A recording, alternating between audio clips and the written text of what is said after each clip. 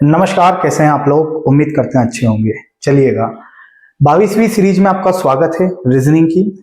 आज की क्लास में हम वेन आरेख के क्वेश्चन देखने वाले हैं जो कि एग्जाम में पूछे जाते हैं। इसकी जो पहले सीरीज हुई है उसमें भी मैंने किसी ना किसी वीडियो में आपको वेन आरेख के बहुत सारे क्वेश्चन करवाए हैं।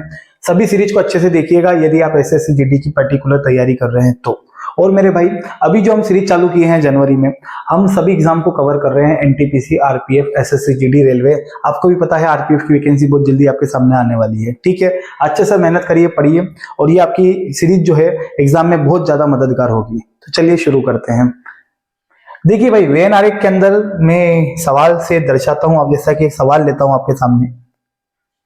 वेन आरेख यानी आरेख और वेन, कमल, फूल, गुलाब, हमें बनाना है कि कौन सा वाला हमारा सही होगा, कौन सा ज्यादा सर्वोत्तम मैच खाता है। जैसे आपको पता है एग्जाम में जब ये क्वेश्चन आता है तो लैंग्वेज इस प्रकार की लिखी होती है। किस प्रकार से, ऊपर देखिएगा कि भैया वेन आरेख का चयन करें जो दिए गए तीन वर्गों के बीच संबंध को सर्वोत्तम दर्शाता है। कौन सा ज्यादा मैच खाता है ज्यादा, तो हमें वो देखना होता है। आपको पता है डायग्राम का मीनिंग आपको पता होगा, लेकिन मैं फिर भी बता देता हूं। इसमें क्या होता है गुड्डू, ए बी सी, यानी भाई एक वर्ग दूसरे वर्ग के अंतर्गत आता है। ठीक है, अगर मैं यहां बनाता हूं तो ये दोनों अलग है, लेकिन ये आते किसके अंतर्गत है, तो सी के अंतर्गत आते हैं। जैसे आप कह सकते हैं कि भारत अलग हो गया और पाकिस्तान अलग हो गया, लेकिन किस महाद्वीप में है, तो एशिया में है, ऐसा बोल सकते हैं। ठीक है, हम यहां कह सकते हैं, देखिएगा कि ये एक जैसा हो गया और ये अलग हो जाएगा। ठीक है, यहाँ पे इसका मतलब क्या होता है कि ये आदमी जो है कुछ रिलेशन इससे रखता है तो कुछ रिलेशन इससे भी रखता है। ये इसका कुछ लागे तो ये इसका कुछ लागे, ये इसका कुछ है तो ये भी इसका कुछ है, यानी यहाँ कुछ कुछ रिलेशन हो जाएगा। यहाँ पे देखिएगा एक डायग्राम ये भी होता है, यहाँ तीनों आपस में कुछ ना कुछ रिलेशन में होते हैं। ठीक है, तो जैसे जैसे कुछ आएगा डायग्राम वैसा मैं आपको बताऊंगा। बस आप ध्यान रखिएगा कि कौन सा सर्वोत्तम मैच खाता है, कौन सा जादू लागू होता है। तो ये वाला दर्शाता है कि सभी वर्ग एक वर्ग के अंदर पूर्ण रूप से समाहित है। ठीक है, तो चलिए, जैसा कि अभी आपके सामने क्वेश्चन है बहुत ही प्यारा सा, वहां लिखा है फूल लाल कपड़ा। तो भाई लाल तो कलर हो गया, तो यहाँ कौन सा वाला मैच कर रहा है, तो हम बोल सकते हैं डी वाला। जैसे कि बीच वाले को मैं बोल देता हूं लाल, देखना गुड्डू यहाँ बनाता हूं, मैं बोल देता हूं लाल, तो कुछ लाल कपड़े होते हैं, कुछ लाल फूल होते हैं। फूल कपड़े नहीं होते, कपड़े फूल नहीं होते, इसलिए तो मैंने उन्हें दूर दूर कर दिया। और बीच में क्या होगा, लाल, तो कुछ लाल फूल होते हैं, कुछ लाल क्या होते हैं, कपड़े होते हैं, तो ये सही हो जाएगा। कोई बच्चा कहे सर ये वाला भी सही हो जाएगा, बोले कैसे, बोले फूल अलग है कपड़े अलग है। मैंने कहा है, तो बोले सब के सब फूल और कपड़े लाल होते हैं, ये गलत है, क्योंकि जितने भी कपड़े हैं वो सब लाल होते हैं, ऐसा तो है नहीं। ठीक है, ब्लैक कलर वाव ऐसा ही होता है। ठीक है, तो भाई साहब ध्यान रखिएगा, सभी जो कपड़े वो फूल है वो लाल नहीं होते, कुछ ही होते हैं, तो ये वाला सही होगा और ये ज्यादा मैच खाता है। ठीक है, अगले क्वेश्चन पे चलते हैं। जैसा कि मैंने अभी आपको बताया था, इसमें कौन सा होगा, फूल, गुलाब और कमल। अब मैं ऐसा तो बोलूंगा नहीं कि कुछ फूल गुलाब के होते हैं। ठीक है, अच्छा देखिए यहाँ पे, अगर मैं ऐसा बोल सकता हूं ये जो है कि कमल अलग है और गुलाब अलग है, लेकिन गुलाब और कमल जो भी है वो फूल की कैटेगरी में आते हैं, ये बात गलत है क्या।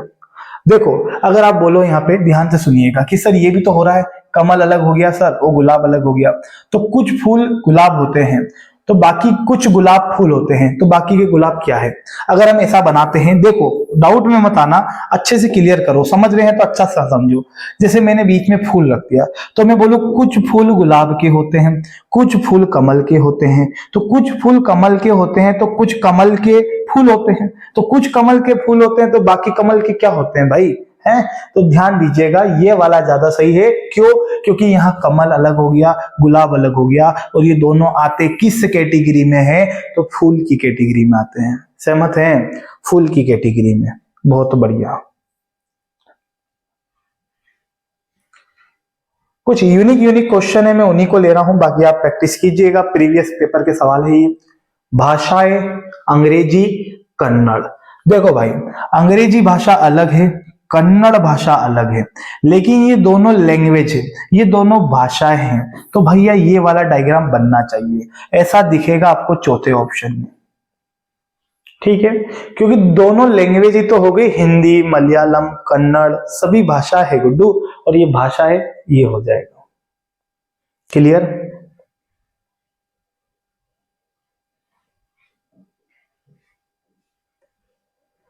पक्षी, मछली, मुर्गा। देखना मेरे भाई, ये जो मुर्गा होता है ना गुड्डू, मुर्गा मुर्गी जो भी है ना, जो मुर्गा होता है ये पक्षी की कैटेगरी में आता है। किसकी कैटेगरी में आता है? पक्षी की। और मछली पक्षी की कैटेगरी में नहीं आती है, तो आंसर सी वाला सही हो जाएगा। ठीक है, आप देखे होंगे कबूतर, कौवा, ये जो रहता है, ये सभी पक्षी उड़ सकते हैं। बोले मुर्गा नहीं उड़ सकता, मुर्गा उड़ता है लेकिन एकदम लंबी उड़ान नहीं भरता है, थोड़ा थोड़ा उड़ जाता है।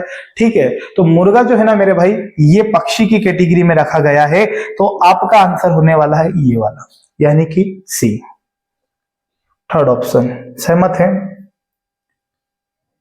आई होप आपके भी आंसर आई हुए होंगे गुड्डू, भरोसा है आप पे। देखिए इसको, भारत, महाराष्ट्र और केरल, तीनों अलग अलग मत करिएगा। देखो, महाराष्ट्र एक अलग राज्य है, केरल अलग राज्य है, लेकिन दोनों है किसके अंदर? तो भारत के अंदर है। तो पहले वाले में हम चले जाएंगे, पहला वाला ऑप्शन सही होगा। ठीक है, पहला वाला। नेक्स्ट, लो भैया, उभयचर, कछुआ और खरगोश। देखिए भाई, तीन चीजें होती है जो आपके एग्जाम में ये बनते हैं, क्वेश्चन मैंने देखे हैं। उभयचर हो गया, ठीक है, एक हो गया स्तनधारी, स्तनधारी, इच्छाधारी नहीं है, ये स्तनधारी है। और एक होता है सरीसर्प, ध्यान रखिएगा क्या होता है? सरीसर्प। तीनों को समझ लो, आगे क्वेश्चन आए तो बना लीजिएगा, यहाँ पेपर सेट लगाए उसमें क्वेश्चन लिखे तो भी हो जाएंगे। उभयचर गुड्डू वो होता है जो जानवर अपना पानी में भी रह सकता है और बाहर भी रह सकता है। ठीक है, इंग्लिश में कहूं तो वाटर प्रूफ। ठीक है, तो भैया ध्यान से सुनिएगा, जो जल में भी रह ले और बाहर भी रह ले वो उभयचर होगा। जैसे कछुआ, पता है कछुआ, कछुआ पानी में भी रह लेता है और बाहर भी रह लेता है। मगरमच्छ को देखो, पानी में भी खा जाएगा, बाहर निकल के भी खा जाएगा, मगरमच्छ हो गया। और क्या है? और आप देखो, उसको देख लो, अपना मेंढक को देख लीजिए, मेंढक भी बाहर भी रह लेता है, पानी में भी रह लेता है। तो ये सभी जो है ना मेरे भाई, ये किस में आते हैं? उभयचर की श्रेणी में आते हैं। खरगोश अलग हो जाएगा, तो आंसर हम डी वाला लगाएंगे। कौन सा लगाएंगे? फोर्थ वाला। सहमत है? चलिएगा, और मैं बताता हूं आपको थोड़ी सी बातें इसके बारे में। देखिए, स्तनधारी की बात करें तो देखो, स्तनधारी वो होता है जो अपने बच्चों को दूध पिलाए। ठीक है, जो अपने बच्चों को दूध पिलाता है वो स्तनधारी। दूसरी बात, जो अंडा नहीं देता, सीधे बच्चे को जन्म देता है, वो स्तनधारी होता है। ध्यान से सुनिएगा, जो अंडा देता है वो स्तनधारी नहीं होता, जो सीधे बच्चे को जन्म देता है और जो अपने बच्चों को दूध पिलाता है वो स्तनधारी होता है। जैसे कि आप देखो, गाय, गाय बछड़ा देती है, गाय अंडा नहीं देती और अपने बच्चों को दूध पिलाती है। ठीक है, बात करें बंदर, बंदर अंडे नहीं देते, वो बच्चे को जन्म देते हैं। लेकिन मैं बात करूं आपके सामने मुर्गी, मुर्गी की बात करूं तो मुर्गी स्तनधारी नहीं है मेरे भाई। मुर्गी जो होती है ना, मुर्गी अंडा देती है, तो वो स्तनधारी नहीं है। अच्छा, एक और नाम है सरीसर्प। ये क्या होता है? तो जो रेंग के चलते हैं, जो जमीन पे रेंग के चलते हैं, उन्हें क्या कहते हैं? सरीसर्प। जैसे छिपकली हो गई, मगरमच्छ हो गया, कछुआ हो गया, है ना, ये सभी किस में आते हैं? सरीसर्प में आते हैं। ठीक है, तो ध्यान रखिएगा कहीं ये क्वेश्चन में आपको दिखे, इसलिए मैंने आपको एक एक बार सबके बारे में बता दिया है। बाकी कोई दिक्कत आपको आने देंगे ना। लो भाई,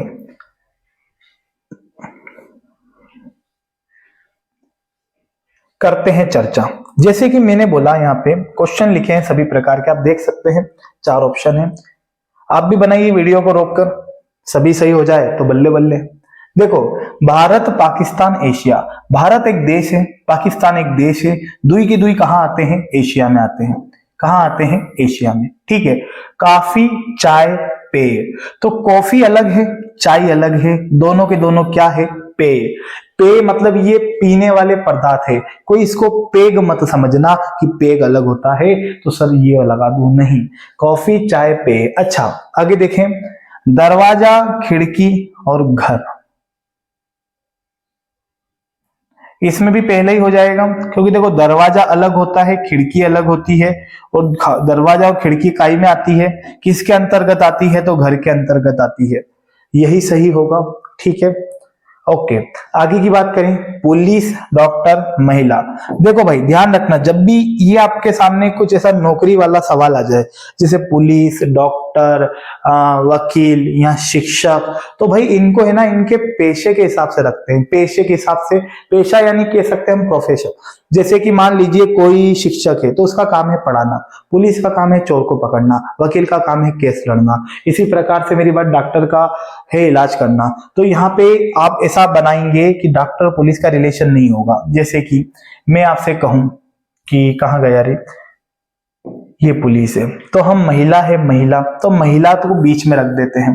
ठीक है, ऐसा कर सकते हैं क्या कि सर पुलिस अलग है, डॉक्टर अलग है और वो सब महिला है, तो ये गलत हो जाएगा। क्योंकि पुलिस अलग है, डॉक्टर अलग है, ये बात सही है, लेकिन जितने भी पुलिस डॉक्टर है वो सब महिला है, ये तो गलत हो जाएगा ना। तो देखिए यहाँ सम वाला कंडीशन आएगा, सी वाला। अगर बीच में हम महिला को रखें तो हम बोलेंगे कुछ महिला डॉक्टर होती है, कुछ महिला पुलिस होती है, कुछ महिला डॉक्टर होती है, कुछ महिला पुलिस होती है, डॉक्टर महिला नहीं होती। ठीक है, अब वो अलग बात है कि भैया कोई पुलिस की जॉब करके आया है और उसको बोतल लगाना भी याद है, इंजेक्शन लगाना भी याद है, तो डॉक्टर हो गया, ऐसा नहीं है। आपको पेशे के हिसाब से देखना है कि उसका पेशा क्या है, उसका काम क्या है। तो ये पुलिस हो गया, ये डॉक्टर हो गया, कुछ महिलाएं पुलिस होती है, कुछ महिलाएं डॉक्टर होती है, ये वाला आंसर होगा। ठीक है, इसको देखिए क्या कह रहा है, ये स्तनधारी। स्तनधारी अभी मैंने आपको बताया किसे कहते हैं। ठीक है, जो अंडा नहीं देते, सीधे बच्चे को जन्म देते हैं, अपने बच्चों को दूध पिलाते हैं, वो स्तनधारी होते हैं। तो गाय गुड्डू गाय स्तनधारी है, कौवा अलग हो जाएगा, कौवा अलग हो जाएगा। ऐसा किस ऑप्शन में है, बी में, सेकेंड ऑप्शन आपका आंसर होगा।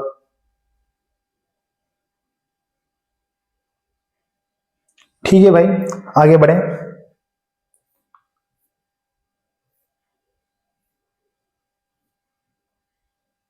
लो भैया,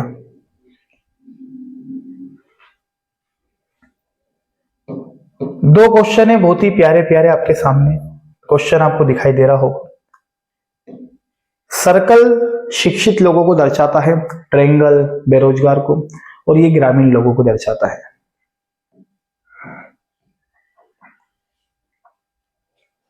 यहां हमसे पहला क्वेश्चन पूछा है कुल ग्रामीणों की संख्या 20 नहीं होगा, कुल ग्रामीण पूछा है, तो कुल ग्रामीण में आप सबको ले लेंगे।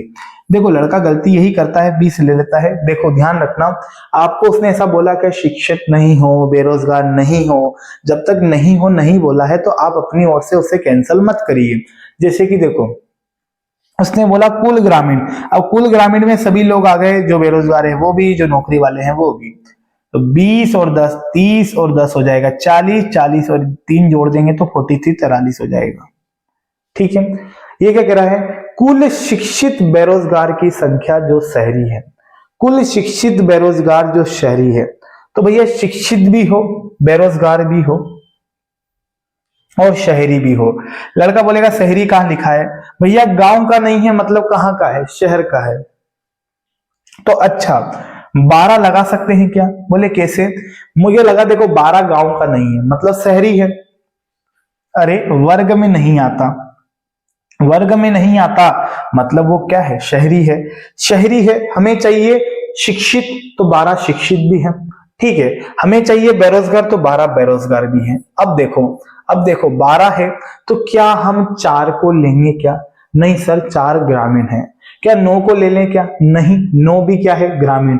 हमको चाहिए शहरी, तो 8 को ले लें, नहीं 8 बेरोजगार नहीं है, नौकरी है उसकी, तो हमको चाहिए बेरोजगार। शिक्षित बेरोजगार की संख्या जो शहरी है, तो हम आंसर देंगे 12। क्या आंसर लगा देंगे वहां पे, 12। बहुत बेहतरीन। ठीक है, आगे बढ़ते हैं अगले सवाल की ओर।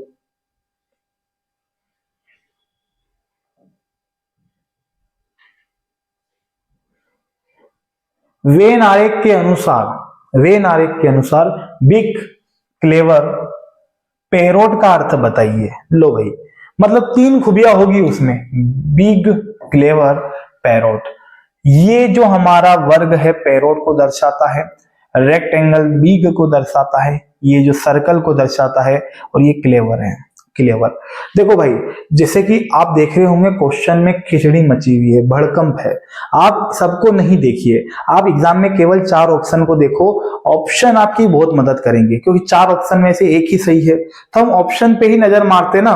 जैसे हमें पता है सी के बारे में पता करना है, तो हम सभी में सी को ही देखेंगे कि ये सी में क्या क्या खूबी है, क्या क्या नहीं है, क्या सी सही है, गलत है तो क्यों गलत है। उसने ये बोला हमें बिग हो, क्लेवर हो, और का हो, पेरोट हो। मतलब जो भी मेरा आंसर होगा ना, वर्ग में आएगा, आयत में आएगा, त्रिभुज में आएगा। तो मैं ऑप्शन लेता हूं पहला वाला, यानी सी। सी को मैं देखता हूं तो सी इसमें आ रहा है क्या, बिल्कुल रेक्टेंगल में आ रहा है, बिल्कुल आयत में आ रहा है सी। मैं इसको देखता हूं क्या ये वर्ग में आ रहा है क्या, तो सी वर्ग में भी आ रहा है, और बहुत बेहतरीन। और इसको देखूं तो क्या ट्रायंगल में भी आ रहा है, सी ट्रायंगल में भी आ रहा है, तो क्या मेरा आंसर सी हो जाएगा, बिल्कुल। लेकिन हम दूसरे वाले को चेक करके आपको बताते हैं। जैसे मैं एफ को देखता हूं तो एफ गलत हो जाएगा, क्योंकि मुझे एफ ट्रायंगल में तो दिख रहा है, लेकिन मुझे आयत में नहीं दिख रहा है, मतलब ये बिग इनमें नहीं आता है, तो ये गलत है। अगर मैं देखता हूं गुड्डू एम को देखता हूं, एम तो मुझे दिख ही नहीं रहा है रे, एम एम एम, ये तो फोकट में दे दिया शायद, चलिएगा।